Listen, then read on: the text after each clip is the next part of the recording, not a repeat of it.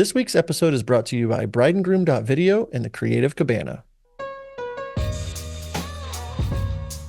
Hello and welcome to this week's episode of the How to Film Weddings podcast. My name is John Bunn. If we have not met yet, nice to meet you.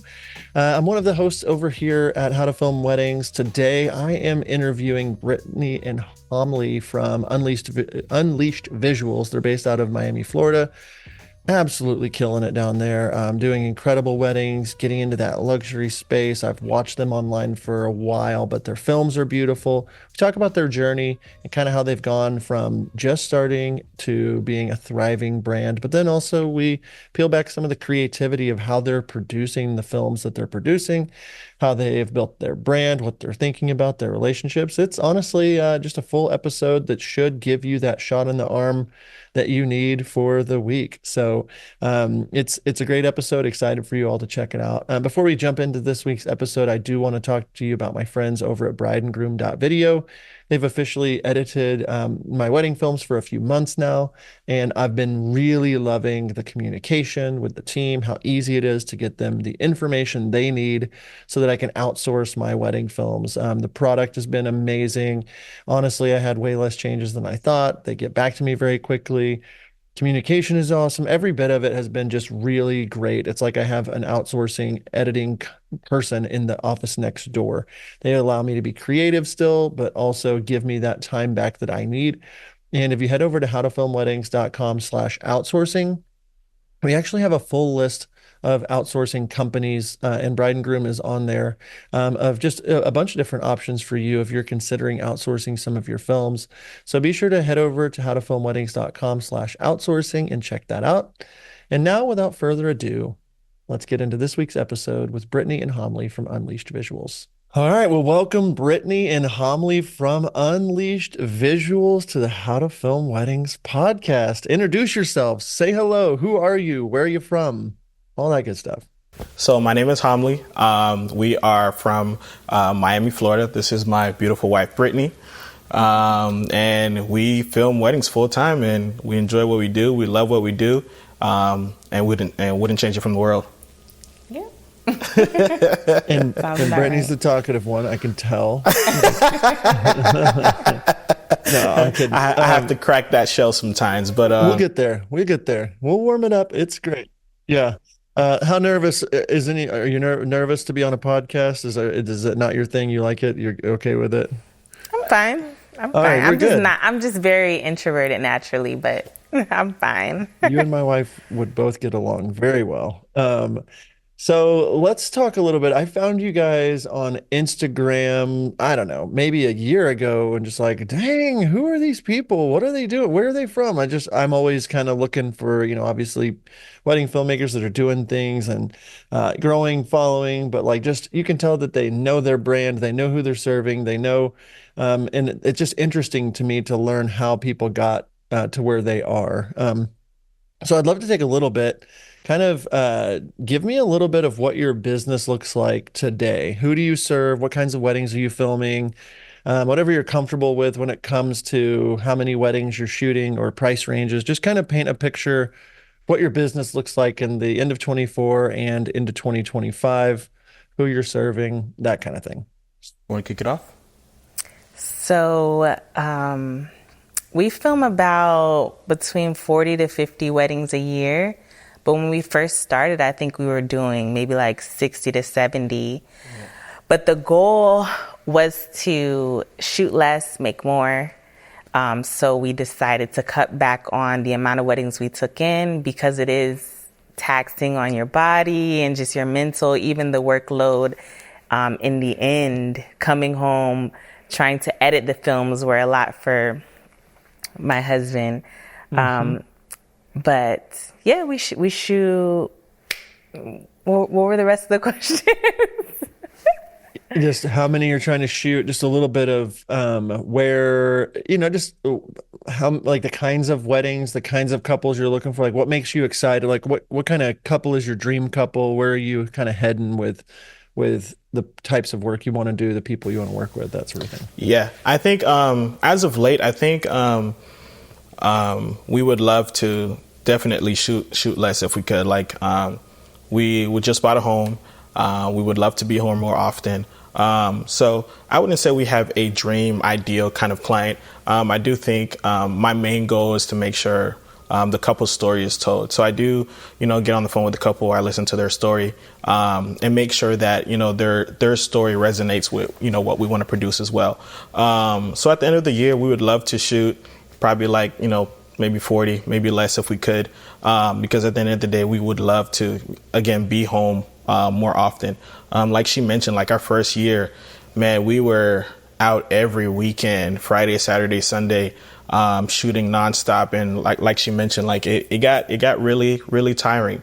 But, today now, we're taking about maybe 30 to 40, like she mentioned. We're based in Miami, Florida, but we travel worldwide. This year we went to, Italy, Bali, some places that we've never thought we would actually get to. And we actually made it to those destinations. And the couples that we shot there, it's just truly amazing. So yeah, hopefully that answers the question. Yeah. That's great. Yeah. And so that's kind of where you're at today. How did you maybe rewind a little bit? I love going back down memory lane a little bit. What got you into this? And did you start together after you were married? What was a little bit of the story of how you got going? When did you get going? Give us a little bit of that story. Yeah. So, I, believe it or not, I was always behind the camera, as when I was, a kid. I just never knew that I guess I had a passion for, doing it as a living, So, when I graduated high school, I really started thinking about what do I want to do with my life? What can support a family? How does a wife and kids and house look like, for me? So I went to school. I did the school thing. I was really interested into physical therapy, so I did some time doing that. And school was just never for me. It just didn't click. I just wasn't good at it. So at my 9 to 5, they wanted a commercial kind of situation, and I did the commercial. And believe it or not, they didn't want to pay me for it at first. And they saw the end product, and they were like, "Hey, this looks really good. Can you just give it to us?" And I was like, I started doing my research. I'm like, okay, what do videographers make for something like this?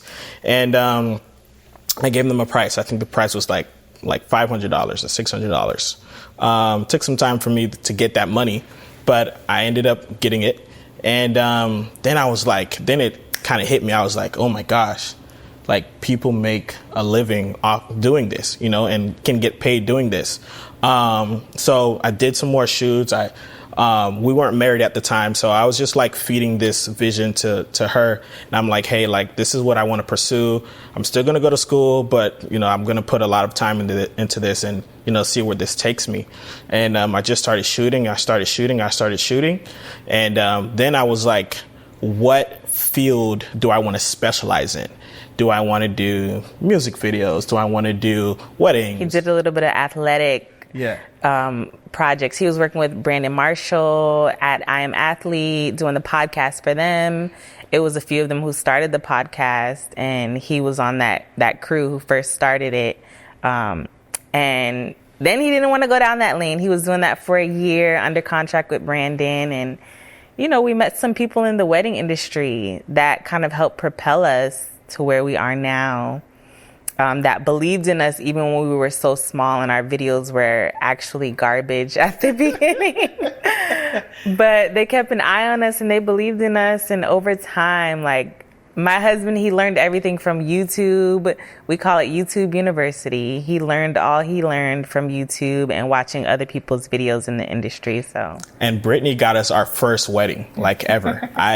I shot it. It was one of her friends she went to high school with, and she reached out to them and she was like, hey, my husband is doing video. I had no examples, nothing to show for it. She's like, hey, my husband does videos. Can he shoot your wedding? And they were like, yeah, why not? And they let me shoot it. And believe it or not, I had no gear then. I rented everything. I believe I maxed out my credit card for that first wedding. I think all the gear was like $850 or something like that. And I got all the gear, and they trusted me. And we shot the wedding, and they loved it. They loved it. And that's where it then started. And I was like, okay, weddings is it. You know, once we shot that first one, I was like, I for sure can do this. Then once I told her the vision and told her what's the possibilities and how we can grow this thing, she was like, let's do it.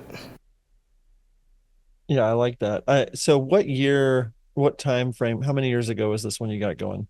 So the first time I started shooting videos, probably like 2018. I really took it serious in 2019. 2019. And then 2020, it was just like, we blew up. Yeah, it was just on and popping from there.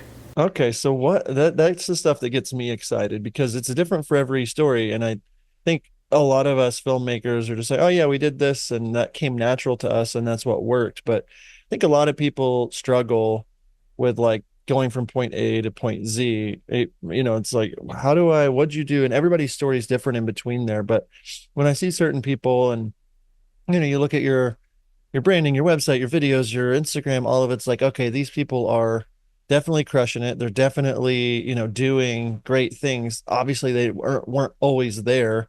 If we pull back the curtain and say, like, what kinds of things started happening? What kinds of action were you taking to say, okay, we did this first wedding for free. We maxed out this credit card. We rent gear. I enjoy this. I love this. I know both of you are in the business, now and doing work together and things like that. What was kind of that early road? What things were you really feeling like you were focusing on that helped you take those steps, for maybe somebody out there listening saying, hey, I'm right where they were when they were getting going, or I'm right where, like, what things did you guys, if you think about it, what things were happening, what moments, what was your mindset whenever you were building this side of building that? Yeah, I'll take it off and then you can go. So number one for me was having someone that actually believed that I could do it. So at the time, like I mentioned, like we weren't married, but I did want to marry her, right? We were like maybe 5 years in at the time. So number one, I would say having a partner that believed that you can do it, and it's not just a silly dream, And then number two, I was just trying to make the best possible videos, turn them around really quickly, and just showcasing that we can do this, and just posting a lot, and just pumping out edits as quick as possible. I feel like what made him dig deep into this was when we ended up getting married in 2019 around COVID time hit. He technically lost his job. He was on furlough. And I was the only one working. I was working at a bank, and I would come home every day, and he did not want to eat. He didn't want to do anything because technically he said, I'm not bringing any money in. I don't have any reason to even eat or take any money out. And I'm like, we're married, we're one. And I said, if you really want to pursue video, crunch down, figure out what type of business we're going to do, what realm we're going to be in. And he focused on it every day. And I would just get him the clients. All my friends were getting married, and I'm like, figure out how you can shoot their wedding, figure out what that looks like, and just tell me what to do. I'm here to help. Yeah. And he pretty much taught me everything I know from him just watching YouTube videos. Yeah. But during COVID time was really when he lost his job and he put his head down and was just focused on how to build our business. So that's what really kind of like helped us propel. And he who finds a wife finds a good thing. I know, right? I had to learn that within the first 6 months of our marriage. Yeah. That what you just mentioned. We got married in September of 2019. COVID is March. So 6 months in, I'm brand new into this thing, into owning a business and into marriage. So learning how to, navigate my wife and a business at the same time, I was just like, what do I do? But she really motivated me to get this ball rolling. And at the time I was like, I didn't know I was depressed until she checked me. She's like, babe, why are you not eating? And I didn't know not eating was a form of depression until she's like, hey, like, what's yours is mine. That's when I really understood that term. And she's like, we're gonna do this together. If we're drowning in bills, we're gonna drown in bills together. If it's not clicking, we're not gonna click together. And then she just kept pushing me to go be great. And I think that was it. Wow. That's beautiful. That really is. And I mean, that's, what's obviously beautiful about marriage and sharpening each other and being one. And I mean, I think a lot of people do, especially in creative industry, like a lot of people that are super creative aren't really great at business, and a lot of people that are good at business aren't, and like you guys fill each other's needs, emotionally, but fill each other's needs too as a business. And having somebody like you said, Homley, that just like was your number one, that believed in you. When someone believes you and treats you like you're going to do something, the expectation is like, oh, I'm going to do something. I'm going to get up. I'm going to move. And I think that sometimes you just need that one person, partner, business partner, spouse that just says, hey, ride or die, we're going, let's do it. And I think that a lot of people do struggle in our industry with depression and all their mental health. And, like this year's been rough for a lot of people, depending on where, and like the markets are down, and, you're alone. You're not going into an office. You're not getting, relationship with people and community. And that's why we do love this podcast and our community, and just connecting people and giving people like friends to connect with and things like that. And so you're in this state in 2019 into 2020, like best and worst time to start a business, because it's like, oh, you said that Brittany was able to just drum up business. What'd that look like, Brittany? Were you just calling your friends? Like, how did, like, because you got to get that boulder moving, and then that's whenever you got that momentum, and now you don't need to be doing like, but you got to keep that flywheel spinning. So what kinds of things were you doing? Were you being just going crazy? Like, what was some of the things that you remember doing in that season? Just literally running my mouth to everyone, and he would look. I'm like, my husband does video. We had one video from the first one that he did, and I would show everyone. And I'm like, can you just give him a chance? We're starting this business. A lot of my coworkers thought I was crazy, but then two of my coworkers ended up allowing us to do their wedding. And we were charging like $500, $700. Wasn't really much because we were still renting gear. So all of that money was going out to rentals. But literally just asking everybody, talking to anyone who would listen to me, and just wondering like, hey, my husband does weddings. Can you just take a chance on us? And the funny thing is, I hated those conversations she was having, because like, we did the first video, I enjoyed it. And maybe 2 months after that, 3 months after that, I watched the video again and I hated it, because at the time I'm still like learning and seeing all these things and learning all this just different stuff. And I'm like, man, if I had this, the video would have been so much better. But just using that one reference video that we did for free, that just started the train. Like she said, she was literally just talking to all her friends in the process. In the process, I was like, no, why you keep showing this video? It looks so bad. But it helped open the door. I feel like without her and without that video, we wouldn't be where we are today. Yeah. And the thing that I pull out of that is like you guys took a calculated action step. Like you didn't have to have as good of films, like you can't have as good as films at the beginning as you have today, but you have to get those films under your belt to get to that part, to get those new relationships, so tell me a little bit about what started happening once you started getting some of these weddings and shooting. You're looking at your business, and your wife is running and doing the banking stuff still. You're like, every dollar that comes in, you're just renting gear, you're coming back. And now, I mean, this is your guys' thing. 40 weddings a year, 50 weddings, 60. I mean, that's a lot of work. So what kinds of things started happening based off of those action steps? You did the first one, Brittany, you're talking to everybody. People are saying yes. You're starting to get people to like come in the doors, book you.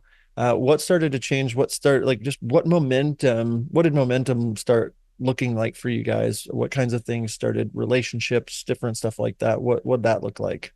Yeah, so going back to one of the first videos that I shot, we at the time again we were getting married, and there's a photographer here in South Florida that I started following, and I was like, if we ever get married, I would want him to shoot our wedding. And again, going back to that first video, it was always that first video.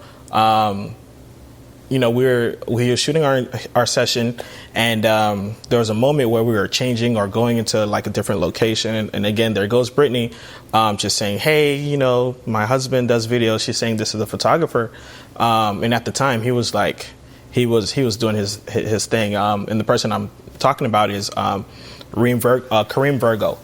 His business name is Photos by Reem, and she told him about again the video. And he was like, oh, man, I'm going to check this out. And he checked it out, and he watched it. He was like, man, this is really good. And I would love to, continue to work with you. That was a huge stepping stone for us, is just making a relationship with someone that was already established into the industry. And it was a relationship from there. So, he would send us clients, I would send him clients, and we were fresh into the industry as well. So having someone on the scale that he was at, again, like he was a really good photographer, great photographer at the time, and which he still is. Yeah. I'm just saying back in 2019. He was growing as well, but he was much further along than we were. And he believed in us, man. And he was like, hey, I really love this video that you showed us, that Brittany showed.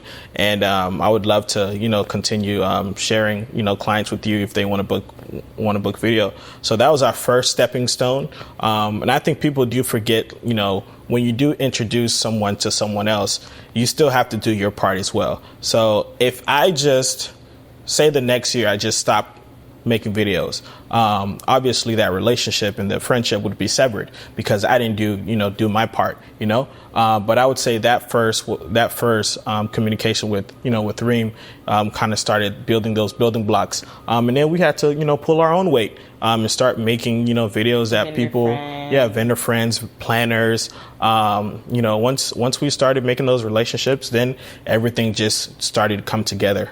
Planners that didn't know who we are believed in us as well. It was like, hey, you guys do great work. We're going to send you these clients as well. So I feel like the network just started piling in once we started, connecting with all these different peoples.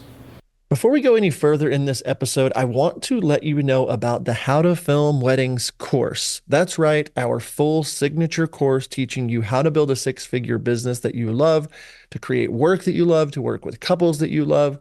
It's everything we know after 25 plus years combined, all in one course. You can push play, watch, learn our 10-step process for building that six-figure business. And as a bonus, you get all of our pricing guides, all of our PDFs, all of our posing guides, real life Zoom calls where I've recorded consultations behind the scenes at real weddings that are exclusive just for our course.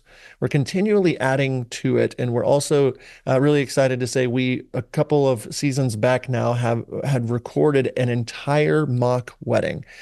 We went and rented a venue and went step by step through an entire wedding day so we could show you exactly how we film a wedding. That's right. How to Film Weddings, teaching you how to film a wedding. But anyway, all of that's in there. There's a private community. And a little secret is that we are making this course at 65% off. Yeah, we took 65% off. We know that it's been a rough year for a lot of people, and we said, hey, we want you guys to get this information. We want to make it as cheap as possible. So if you head over to howtofilmweddings.com/the course, that's howtofilmweddings.com/the course.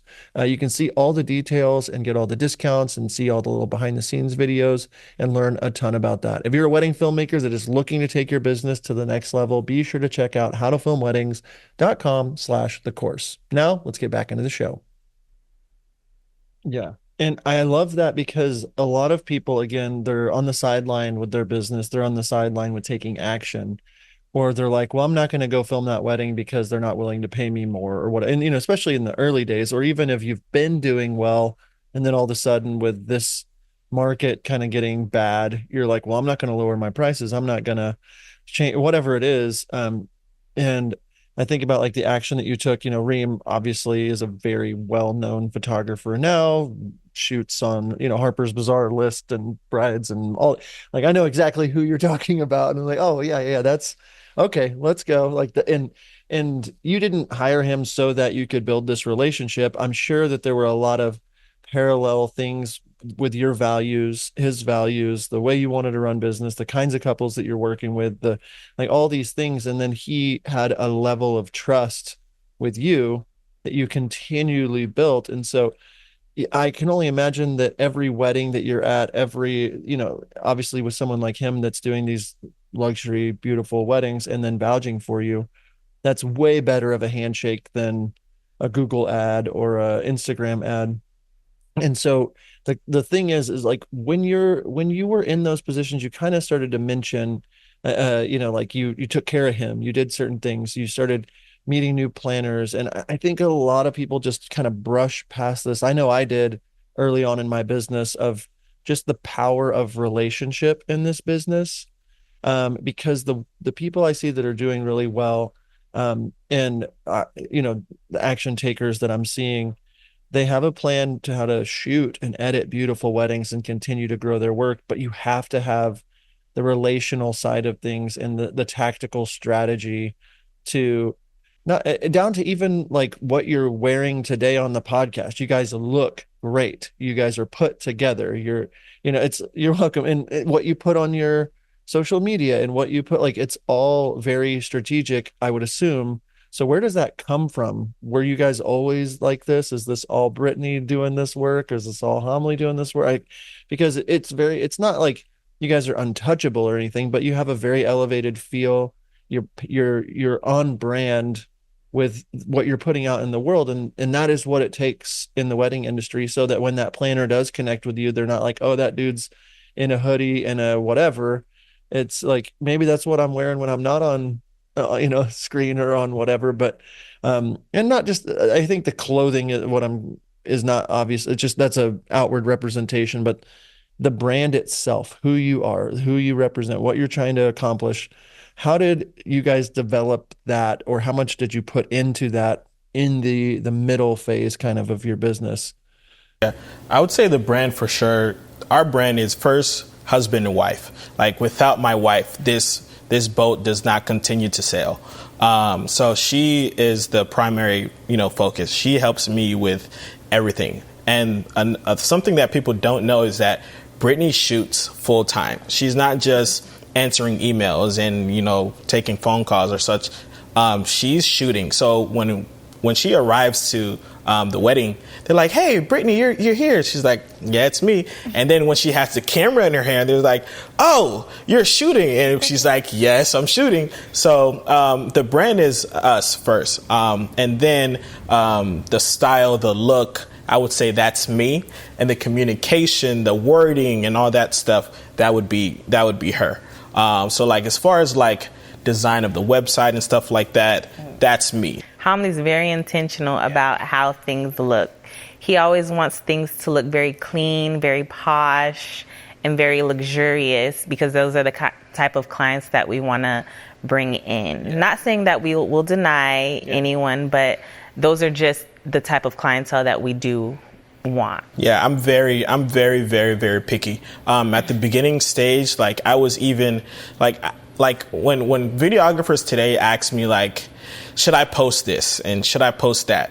I tell them yes, because you need a portfolio to showcase that you can do this. Someone's not just going to say, "Oh, we just take a chance because we just take a chance." I know they're going to want to see something. So I tell all the videographers, hey, just post it, man. Once you get 10 under your belt, then you can filter out those ones that you did 4 or 5 years ago, So I am very, very, very picky with what we post. Brittany wants me to post everything. Like, I'm telling you, like, everything that we do, she wants to post. But I do think we're still striving to get to a specific place. And with posting everything, it just doesn't work like that. People that are, at the top, they don't go into every room. So that's the same way I feel. We don't need to. We're at a level now that we don't need to even. I'm not gonna say we don't need to post, but we don't need to post everything. So I'm very intentional on how things look, and it's just what I've been researching and what I've been seeing is like, you have to, cater to this style if you want to get those things, and she helps, she understands and she knows that, we've gotten this far with what we're doing. So what he's saying does work. She just in the moment may not agree with it. It's definitely a balance. And that's what is so beautiful about like the partnership of the two of you or a couple or a married couple, like in working with each other's strengths and things like that. You mentioned like you want everything to be posh and you want everything to be luxurious, and that's who you who you want to work with and that sort of thing. A lot of people don't even define that within their brand. They're just out here on the water with a boat and a paddle and like, we're just going. I don't know where we're going, but we're doing it.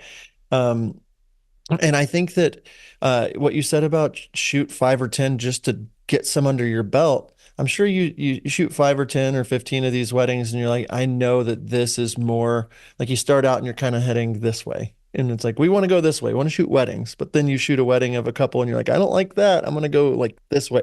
And you kind of get into this more streamlined. You said at the beginning of the hour, just talking about like, you're wanting to take less and charge more. And that's not just because, oh, I want to charge more. It's because the clients that we really want to work with, you get in this like more fine tune. But a lot of people are like, well, I want to get to where they're at. I want to be featured. I want this. I want that many followers. And they don't realize that like the work is so important. And I want to talk about the work, but the work is so important. But what people are seeing and what you're showing and how you're presenting your brand and how you're presenting yourself at a wedding, like the filming of the wedding, the editing of the wedding is, I would ask you, like, what percentage of that is creating the success for your business? What would you say? Like the actual shooting and editing of the weddings, not the posting of them, but like just the quality of those films compared to all the other stuff you do.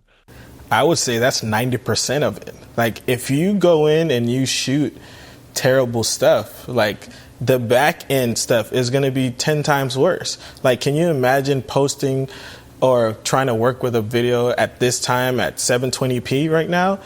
You can't even put that in vertical mode, but I think 90% is shooting and the wedding. I think that's 90%. I think post 10% is because once it's shot nice, once it's shot perfectly, the editing part is the easiest part. When we first started, I was so picky about like white balance and aperture and shutter speed, and she didn't understand why I was like this. She thought I was like insane. But I think once I put it into the computer, into the software, and show her what I had to deal with because it wasn't shot correctly, then she understood, he's not crazy. This white balance has to be at this number, so later it can be an easier process. So I think the wedding and the shooting is 90%. The post-production and promoting it, that's 10%. That's the easy part, in my opinion. What would you say, Brittany? No, for sure. I wasn't too good at the ISO and the white balance. These are things that I had to learn. And he was always nagging me about, babe, I'm going to fire you as one of my shooters because this is terrible. I was getting fired and rehired every other day. But I really learned how to shoot better based on giving him an easier process when it comes to post-production. She's my best second shooter. Nobody can beat my boo. She's the top second shooter. I just got to get her on a gimbal. Once I get her on a gimbal, it's over. Man, I don't know if you'll be able to handle that. You're a girl holding a gimbal. Yeah, I was talking about Homley. He might get too attracted to you with a gimbal in hand and stuff. Like loving the air at a wedding. Just saying. Well, I want to like I agree with you. Like capturing and getting this amazing quality is incredible. I wonder, and I think the intent of the question to make the viewer realize though the success you have to have really good stuff. But then there's the other side of the business where it's like you have to have really good marketing and not just and networking and branding. And it's like you're not continually needing to tweak your brand right now. You did the hard work of getting that figured out. A lot of people paddle around aimlessly. Am I a light and bright? Am I a luxury? Am I a adventurous? Am I and they're who are and they just look at what everybody else is doing instead of looking within. And you keep saying first it's us two, and this is who we are, and this is how we are, and this is the brand we want to put out. And you're going to attract the right kinds of people whenever or the kinds of weddings you want to do when you put that stuff out there. And so there is that balance where if your work was just incredible, the best, but you never put it online, you never shared it with anybody, nobody ever saw it, the only way that people are gonna find you is word of mouth from other people. But and so there's that balance, and I think that that's a thing that you play the cards you're dealt, you find the right connections, you move to the right, like you start filming the things and posting the things that you want to, and then slowly but surely more and more of that kind of clientele is reaching out. And it's not 100% of the clientele is like, oh my gosh, this is my exact ideal. Like, I don't like saying ideal couple because to me, there's a range of couples I want to work with. But as far as the story of the business goes, you get going with Reem, who does a lot of high-end weddings. You start getting referrals. What was kind of like the first wedding you did with him? Like, what were you guys thinking and talking about, saying, "Hey, we got to do this. We got to," or was it just super easy, or did you like really focus and pay attention on learning from him, or what was kind of that? And when you were at that wedding or in those weddings with him, is that when you started finding some of these relationships that you still work with today? First part of the question, I wasn't really. I think while shooting, I don't think there was really, maybe the way man, that's a tough one. For video, there was really nothing for me to learn, I guess, because I just kept looking everything from video realm. So as he shot, these couples and we're shooting together, like I just kept thinking about how can I make this day so much better than what it is now. So sometimes, obviously every wedding is different, and sometimes you're not in the best room or the lighting is not the greatest and you're not in it's golden hour. It's not always going to be perfect. But at that time I was just like, how can I make this day the best it can be for video? Because once I knew that if I can go home and make this, seem even greater than what it was, I knew that the couple would be happy, and it would, keep propelling us. So yes, I am happy that, we got a chance to work together, but I still had to do the work. You know what I'm saying? He can refer me to a client or to a planner. But if I don't produce, then, that goes out the window. So once, like you said, once we started working together, we were able to, mesh well. We have great chemistry as well. It's not just about the shooting. Sometimes the person that's behind the camera matters as well. Your photographer and videographer kind of have to blend. They kind of have to mesh. We've worked with some photographers and videographers or photographers that the day just doesn't go well because you're both trying to get shots and you're both in the way. So they don't want to work with you. We've had an instance where a photographer pretty much just didn't want us there, didn't want us to work with her. She felt like she was big time and we're humble. We're talking to everybody, interacting, and she just had a very stuck up attitude. So when it comes to Homley and Reem, and just a lot of photographers we work with in general, once they get to know us, they're like, oh my gosh, these people are really cool. And the interaction between your photographer and videographer is extremely important. So I think that's a takeaway you've taken away from working with Reem, and Stan and Felicia, PD. It's a whole bunch of photographers out here, Jo, Jafet, that we've developed relationships with, and clients love to see that because you don't want your photographer and videographer clashing. You want them to make sure that your photos go hand in hand with your video and everything looks seamless. Yeah. And to me, it's like a lot of us don't realize how important it is to mesh well with others. And, it's like you said, Homily, like you've got to also produce, you got to put in the work. Your mindset was, how can I make this the best day possible? And people like, that's the same kind of client I want to work with, the same kind of photographer, the same, like I want to project who I want to work with. And sometimes I don't get along with photographers or whatever, but the ones that I do really mesh well with, those are the ones, the planners, the people that I'm leaning more into to say, hey, planner, what else can I film for you? What kind of reels can I put together for you?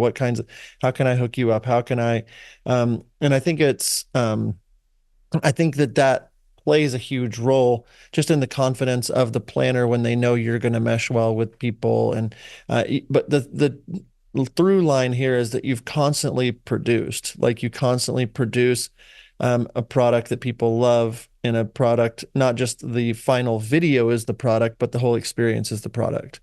And so as you're like planning for shooting less, moving into you said you shot somewhere in like the 40 to 50 weddings a year range. What does that mean for you? Like next year, what kinds of steps are you taking now so that you do lower the number maybe that you're wanting to shoot? Because a lot of people, it's the cycle of, how do I get weddings? I'm going to take as many free weddings as I can. I'm going to now do a whole bunch of weddings and get in backlog. Now I'm going to get burned out because I have too many weddings to edit, and now I'm going to quit. And so what kinds of things are you putting into place for 2025? Because opportunities, you see an opportunity, you see a planner you haven't worked with or a photographer, you want to say yes. What are there any boundaries you're putting in place, whether that be prices or limits on numbers, or how do you balance that with trying to keep the momentum going in your brand? So some of the things that we're doing right now, we're just going to keep shooting. You have to keep shooting to get to 2024, 2025, 2026. Well, we're out until 2024, but 2025, 2026. You got to keep shooting, number one. Posting as well, but posting the stuff that's going to attract that next clientele that you want. Like I mentioned earlier, like I'm really very picky and intentional on what goes on our page. You have anything? And we have increased our packages. Yeah. So packages. So we can take on less and make either the same amount or more. Yeah. A year. Sorry, John. That wasn't a great response. No, it's fine. Well, it's kind of a hard question because it's like, if you haven't really dove into it and discussed it, raising prices is great. I think that the question that, like, some of us are in a position, and I've been in this position, where it's like, okay, business is good. I have enough weddings. How do I keep this fire going? Yeah, I got to keep shooting.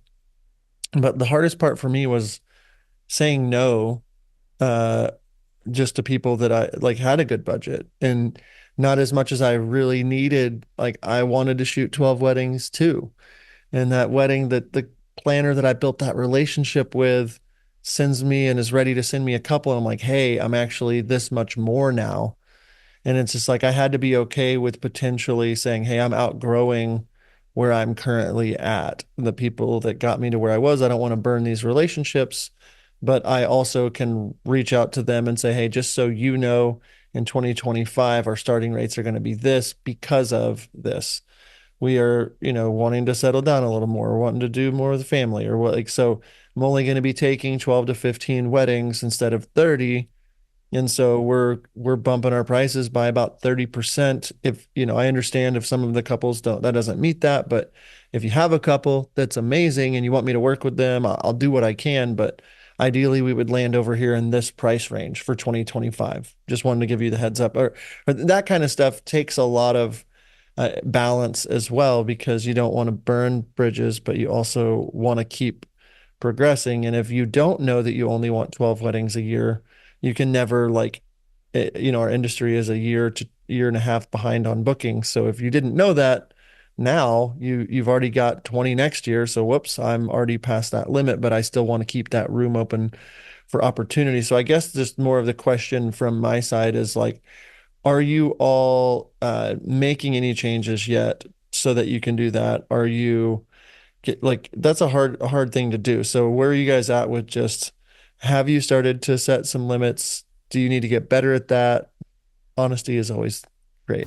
Cool. So, We could get a little bit better. so yeah, we can definitely get better, but our prices are definitely they've increased. I know for sure one thing that we're not afraid to do. We're not afraid to say no, because we know what it takes to get to this point where we are right now. So if we have to sacrifice a couple weddings in that month because we're not getting paid what we feel like we deserve, honestly, I think we respectfully we'll just say we'll pass. And it's not because we don't like the planner or not because we don't want to work with the photographer. We just know what it takes to get to where we are now. And saying no is okay. I think those planners, at some point, they're going to have to, increase their price as well, or those photographers, they're going to have to increase their prices as well. And I strongly believe if you're growing a family, if you want to travel, if you want to be home more, they'll understand. I think some people just look at it at the business side and don't look at, oh, they're also human. They have a life to live as well. And I think, saying no is okay. When you're first starting out, you just got to take as much as you can because you're trying to get to that stepping stone. But I feel like when I would say I would say that we're established. We are great where we are. We do amazing work, and saying no is okay because we know what it takes to shoot it. We know what it takes to edit it. We know how much it takes to put together throughout the day. So saying no is okay. So for sure, we raised our prices.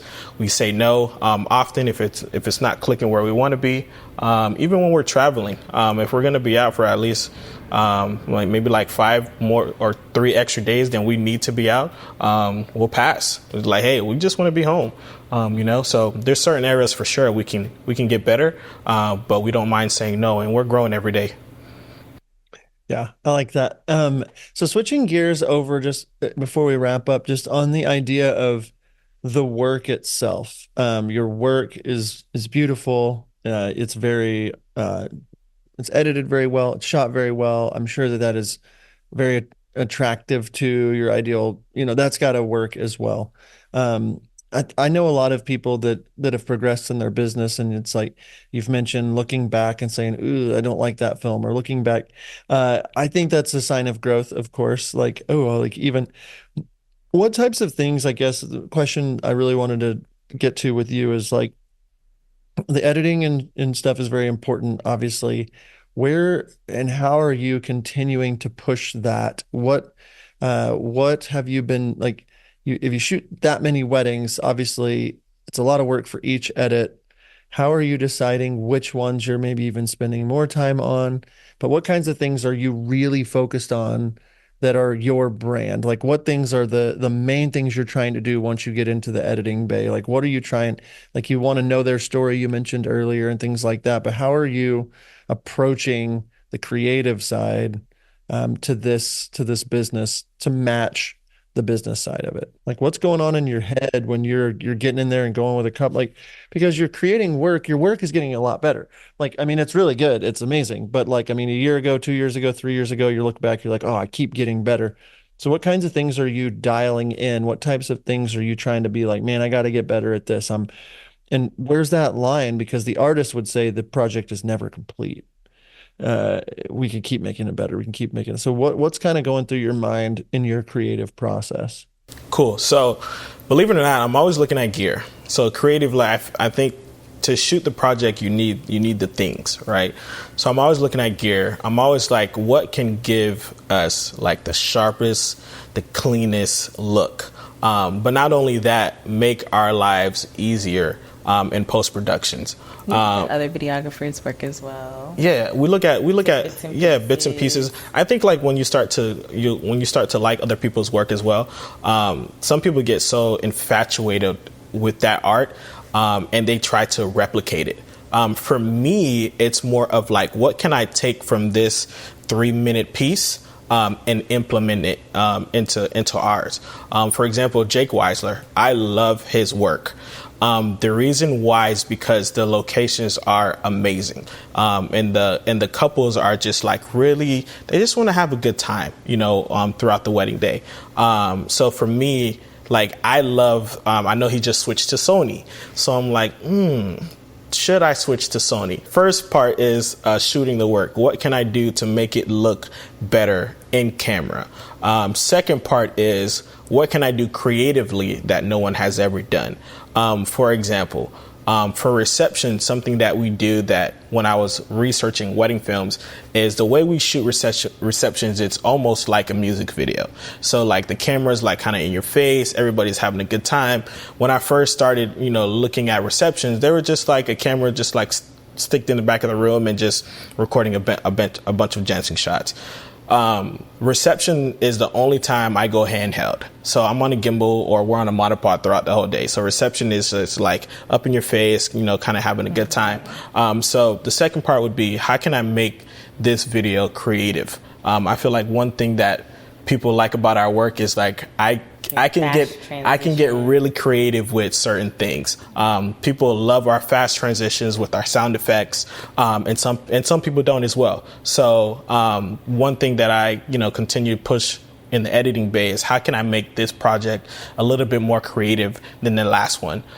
Yes, when you edit 40 to 50, all of them, there is a template that you do follow, because obviously wedding days are prep, ceremony, reception, and send away. That's the template. And when you're in the editing bay, that template could just stick. But I do try to add some kind of new element of creativity in post-production. Homley does this thing. He might not want no one to know, but so like how most people just do ceremony, prep, ceremony, reception. He has this thing where in the middle, he'll do a little teaser in between where it's kind of hype. It kind of shows the day. It's like a little 1-minute teaser, and then it bounces back to the ceremony. So it keeps you kind of like on edge, like, ooh, wow, that was a little teaser at the beginning. There's one in the middle, and then you have the reception at the end. So you would definitely have to see one of our full films to kind of get like a little taste of that, which is what makes our full films different from a lot of videographers. So one thing that you mentioned, what can we do better? I feel like, do you know what drives me nuts? What? Audio. Oh, yeah. Audio is one of the most annoying parts of a wedding day, something that I've been trying to perfect for a long time. And again, like I mentioned earlier, every wedding day is so different. Every wedding day just happens in a different way. And audio has been something I've been trying to perfect for a very long time. And I I'm still not there. I would love to upgrade to some different kind of things and some different kind of methods. Even sometimes when I have 4 backups and I'm like, man, like this 5th backup is like, only if it could be so much better. So, kind of answer your question, that's one of the things that, I feel like we could get better on. Audio is just like a pain in the butt, but we'll get better. We'll fix it.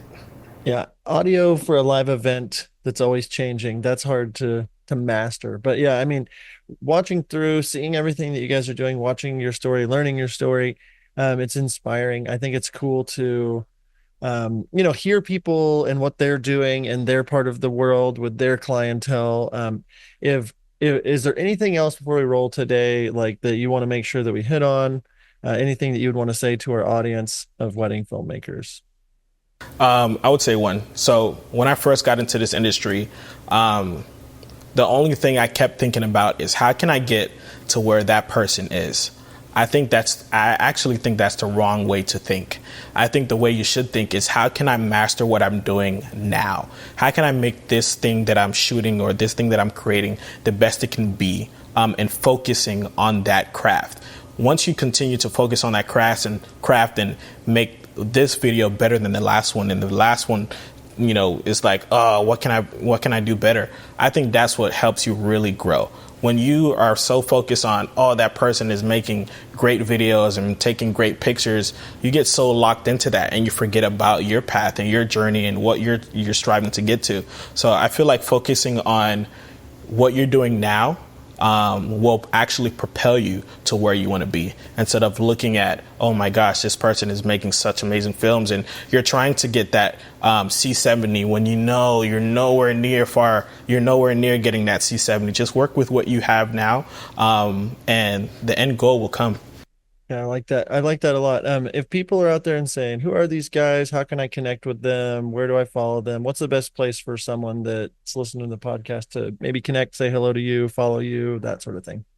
Hey, if you want to reach out to us, our Instagram is Unleashed Vizuals, UNLEASHEDVIZUALS, or you can just shoot us an email. We'll be happy to answer any of your questions. We love to connect. We love meeting new people. There was a time where I wish that there was mentors that I can reach out to. I think that's one of the things that our industry lacks. I think we don't like helping others. Yeah. So just reach out to us. It takes 2 seconds to say, hey, you should upgrade or do this or do that. So reach out to us. Shoot us a DM, shoot us an email. We'll be happy to connect. I love all of that. Thank you guys so much for taking the time today. I really appreciate it. Thank you, man. We loved it. Thank you for having us. Such a great conversation, Brittany and Homley. Again, thanks so much for being on.